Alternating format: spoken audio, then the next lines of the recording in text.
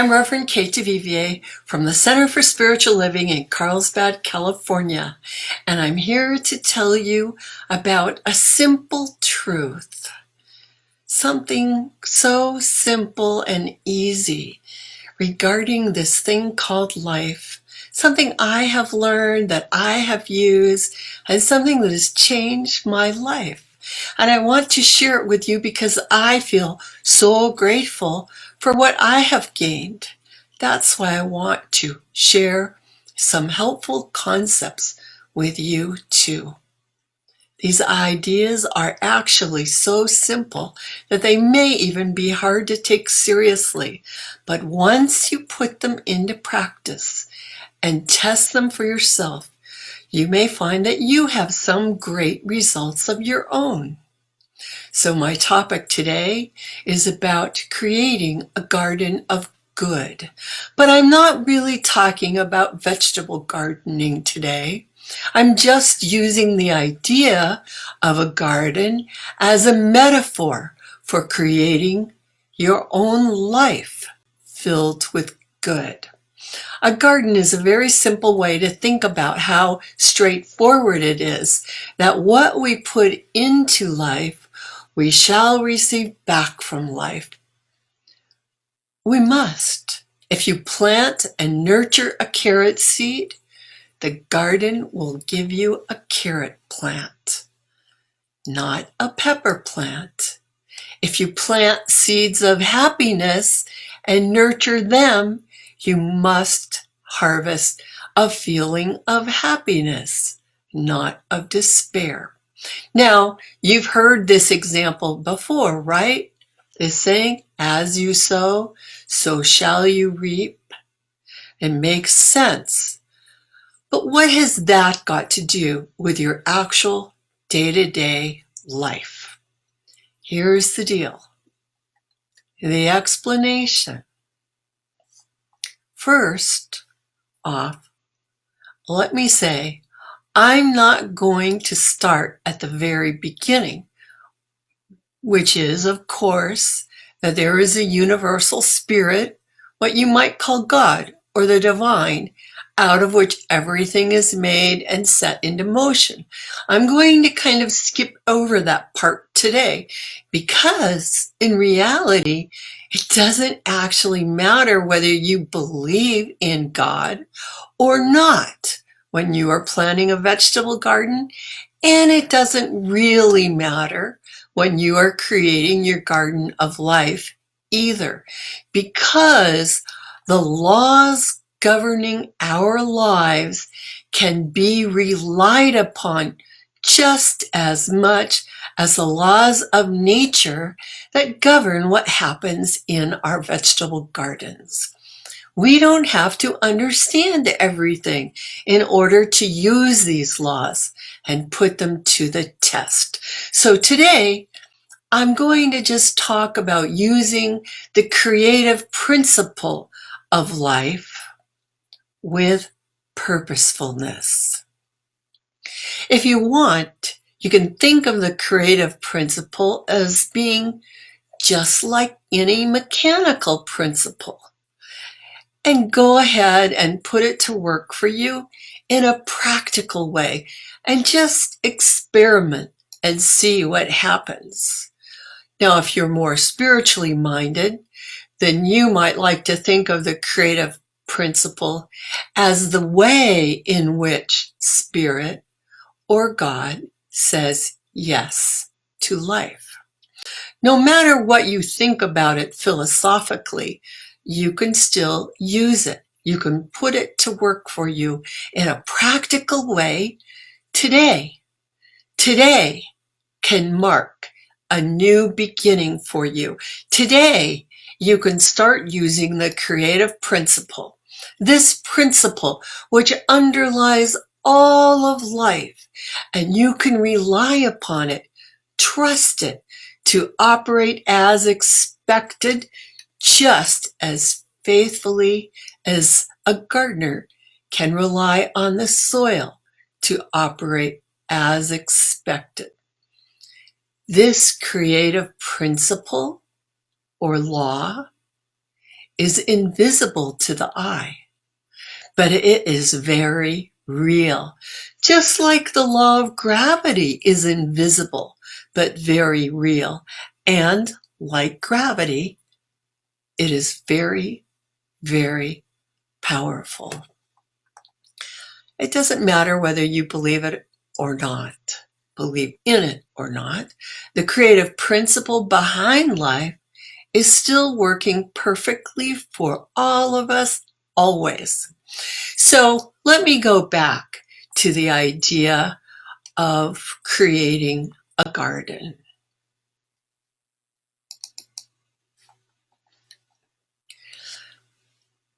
You need a garden, a gardener. You need the seed. You need the soil. There is nurturing that the gardening needs to do, watering, weeding, whatever. And then there is something else. This is the creative force of life itself in expression. It expresses as the seed germinates and grows into a predictable, specific plant, which combines with the other plants to create the total garden experience. There is something like an invisible soil, just like the idea of an actual soil. There is something like an invisible soil in which we are always planting and from which we are always harvesting. This something that is like an invisible soil acts like a blind mechanical force, doing without knowing what it is doing, just like the actual soil in an actual garden. This invisible soil-like something is what we call the creative medium. Some people call it or think of it as the invisible place in which the law of cause and effect resides or takes place or is activated. Some people even call it the soul of the universe. In our teaching of religious science, we usually call it subjective or unconscious mind because it serves our objective or conscious mind. So gardeners decide what to plant with their conscious minds, right? They make conscious plans and decisions. If they don't, then their plot of land will grow up as a random assortment of plants. Perhaps they'll get a beautiful meadow full of berries. Or perhaps they'll just get a brushy area filled with poison ivy or poison oak. If the area is very dry, maybe they'll get a cactus patch. When the gardener does not choose, the area can and probably will still grow plants, but in a random way, subject to whatever else is happening around it. This picture looks kind of topsy-turvy, but what it is it's some grass, some fungus, some little plants, some dead leaves, things that have just sprung up naturally through the action of what's going on around this small square of earth.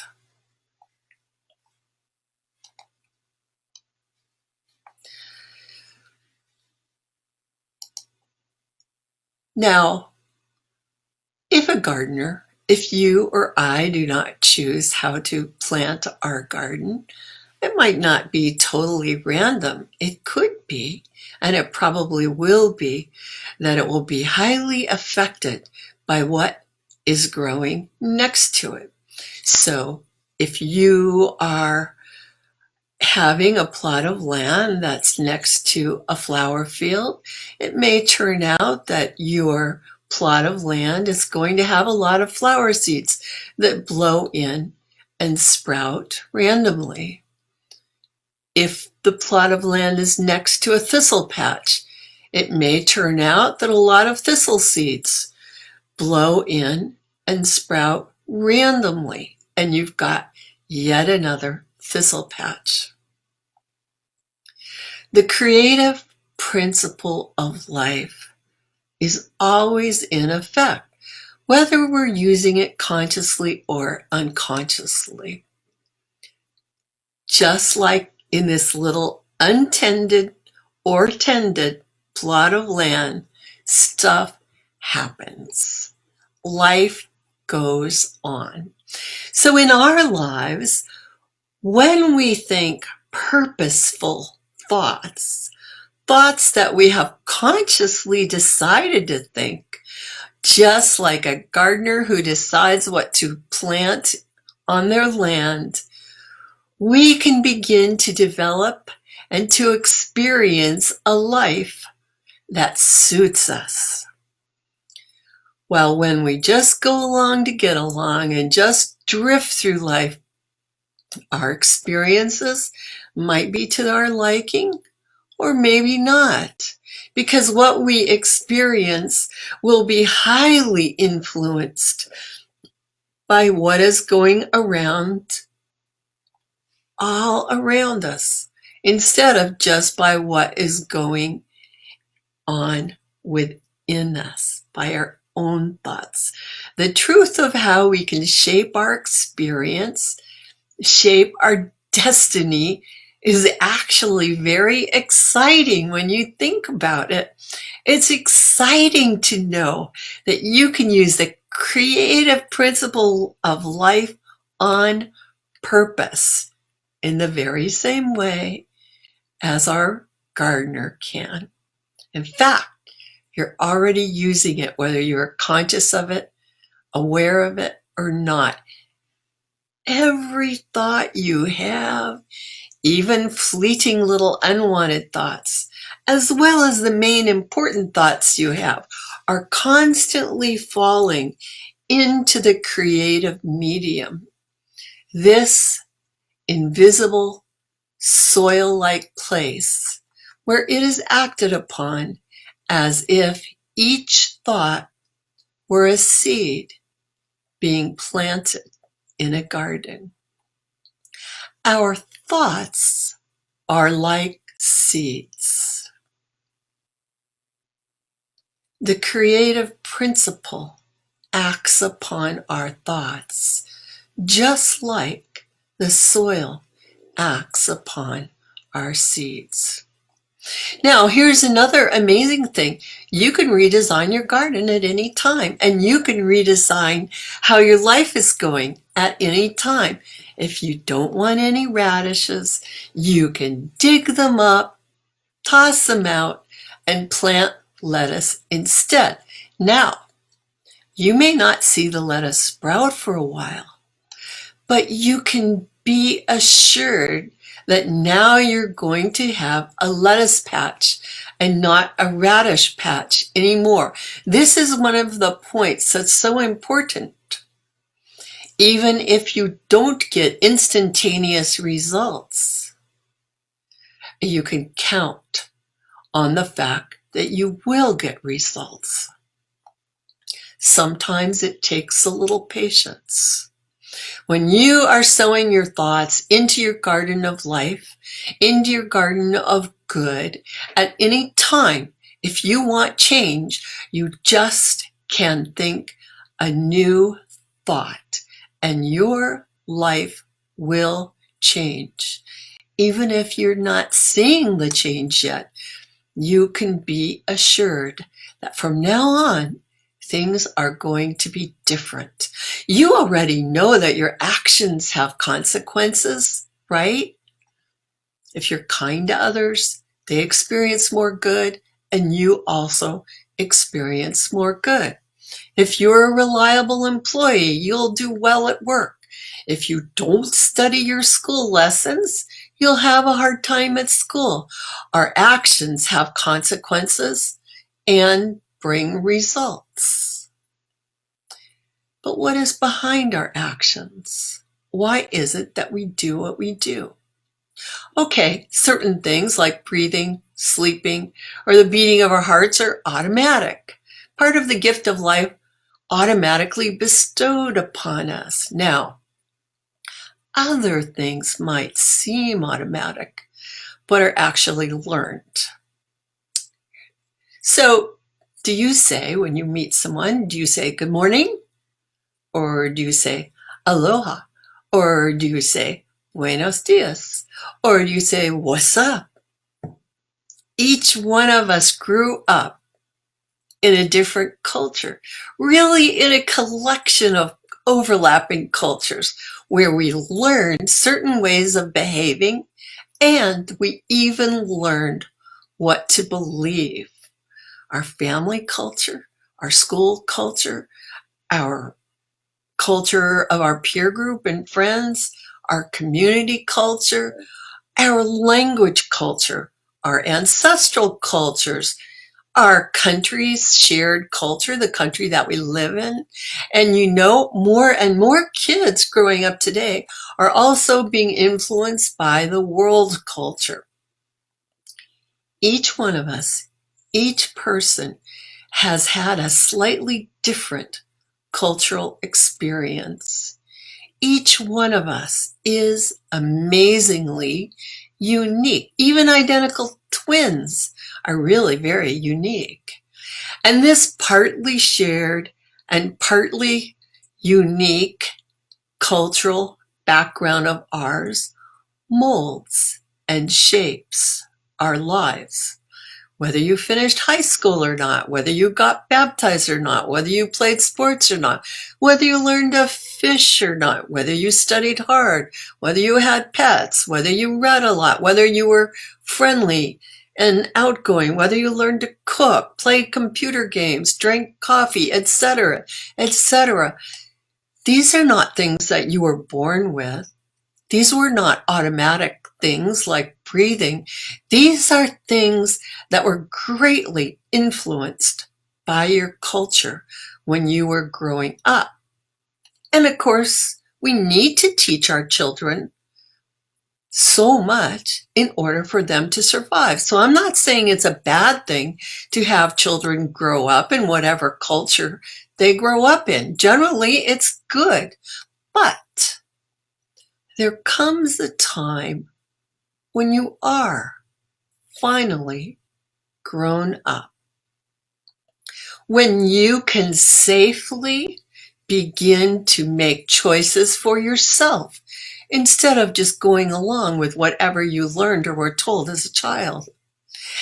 And this ability to make choices is actually another wonderful automatic gift of life that has been bestowed upon us.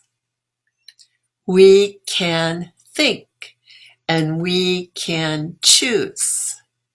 Our actions and reactions don't have to be the result of our cultural training or our culture's consciousness. We're actually endowed with a unique and free consciousness that allows us to think and decide for ourselves. Yeah, it's true. We do have some practical limits. I need to take care of my body. We need to take care of these things on planet Earth that allow us to live safely and prosperously. We do need to stay mindful of physical laws and the natural laws of life. When we make decisions, they obviously need to be more or less in harmony with life in general. But keeping that in mind, you can think whatever you want. You are free to decide what to think. You are as free as the gardener is to decide what to plant.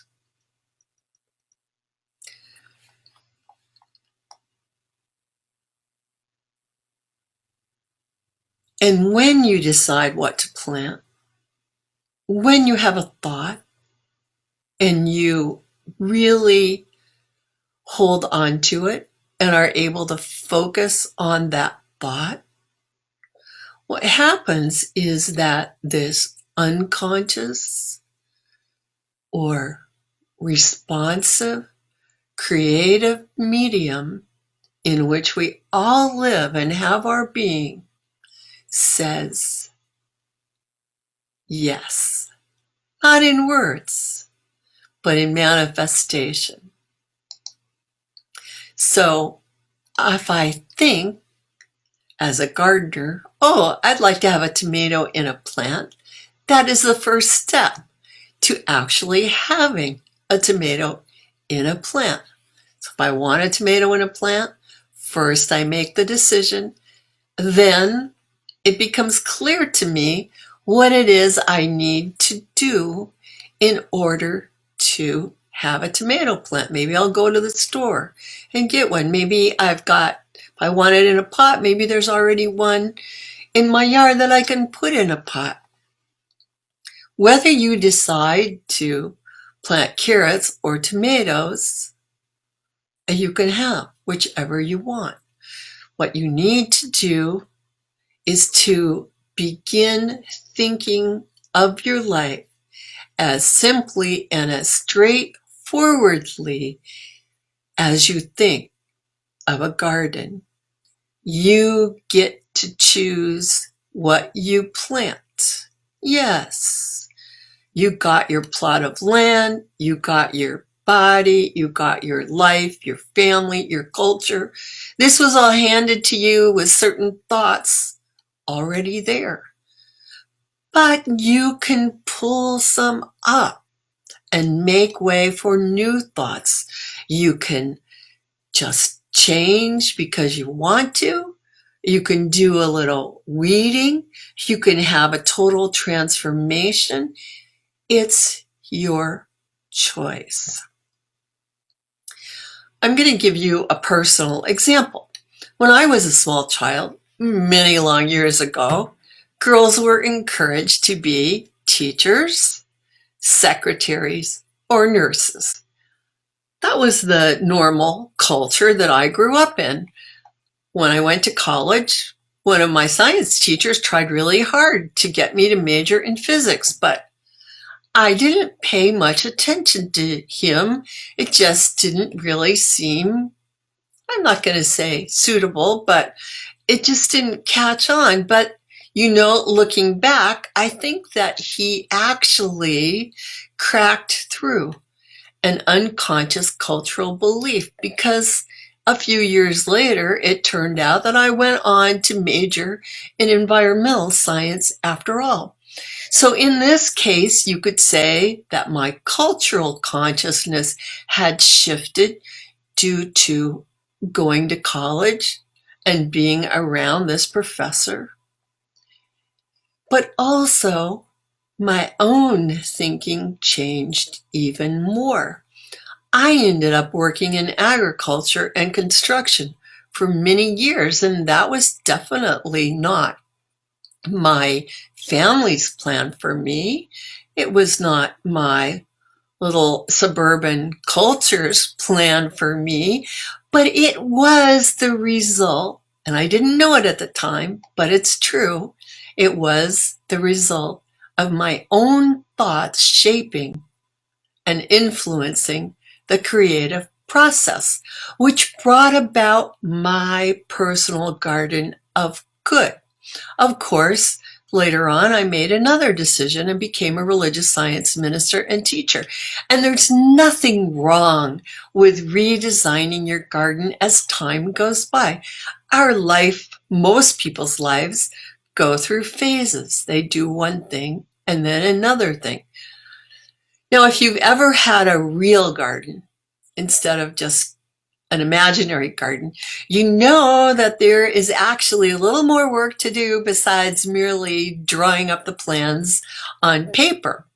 You've got to plant the seeds, and you've got to do some nurturing and some tending of your plants.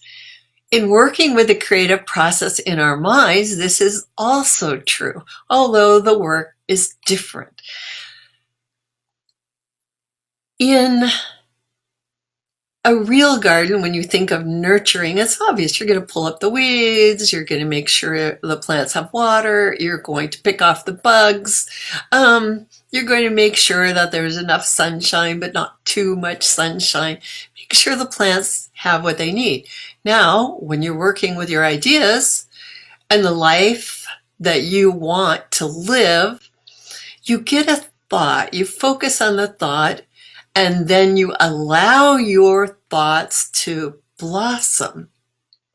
And what most people find is as they're focusing on their ideal, other thoughts interrupt. Other thoughts come in there, thoughts of fear, thoughts of, this isn't really going to happen, I don't have enough money. Because one of the hardest things for most people to do is to simply believe that they deserve good to manifest in their lives. It's a real problem. It's been a problem for me over and over again. Rejecting the idea of being able to use the creative process for your good is kind of like putting paving stones over your garden soil. Of course, the seeds aren't really going to be able to grow, to be accepted into the soil. They'll just lay there in the sun, drying out, waiting for a miracle. Or at least for a change of heart. In your case, a good actual garden has a receptive soil and it's easy to plant it. And the creative medium, this unconscious mind, is naturally receptive and easy to plant in. We're the ones that create the obstacles. We're the ones that say, no, that's too much. I don't deserve it. It couldn't possibly be. And I am going to tell you right now, today, stop saying no. Try this. Give yourself a chance. What would you like to see in your life? What new thoughts would you like to plant into the creative medium and experience as your life? The creative principle doesn't choose, it doesn't judge, it just allows. It's as if it were saying yes. Yes to your unconscious thoughts and yes to your conscious thoughts. You are the decider. You can bloom where you're planted. You can accept and enjoy what is, or you can not like what is going on and still not make any changes. Or you can make a new plan that will bring into being for you your particular, unique, delightful garden of good. Know this. It's the truth. There is good for you, and you ought to have it. Then begin deciding. Why not decide to be happy? Why not decide to be healthy? Why not decide to be prosperous? Why not decide to have wonderful relationships with other people? Why not decide to be creative? Why not decide to have some fun? Why not decide to enjoy doing nice things with other people and doing nice things for yourself? Your good doesn't come at the expense of anyone else. That wouldn't really be good, would it? Life is not a zero-sum game. Life is love in expression. life is love in expansion. There is enough. You are enough, and you deserve good right now. So get busy planting the seeds of your dreams of good. If you would like to know more details about how to use your thoughts in a positive way, I recommend reading The Power of Decision by Raymond Charles Barker. It's clear, concise, and direct. And of course, you can always check out our website at www.cslcarlsbad.org. Now, I'd like to just close with a short prayer treatment.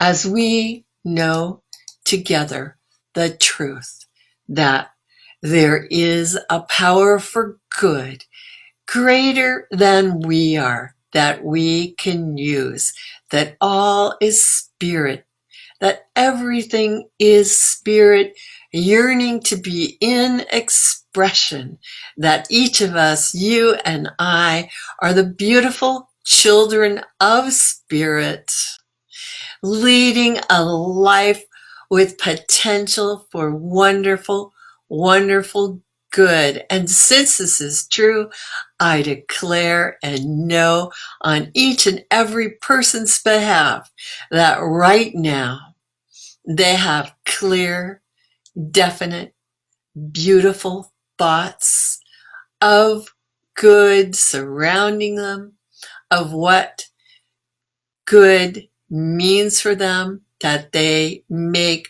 wise and wonderful decisions, that they know what to think and they think it, they know what to do and they do it, and all life says yes to good in manifestation. I know that spirit always says yes, and I give thanks that this is so. Knowing it is so, I turn this prayer over to Universal Spirit in gratitude and faith, knowing it is done, and so it is.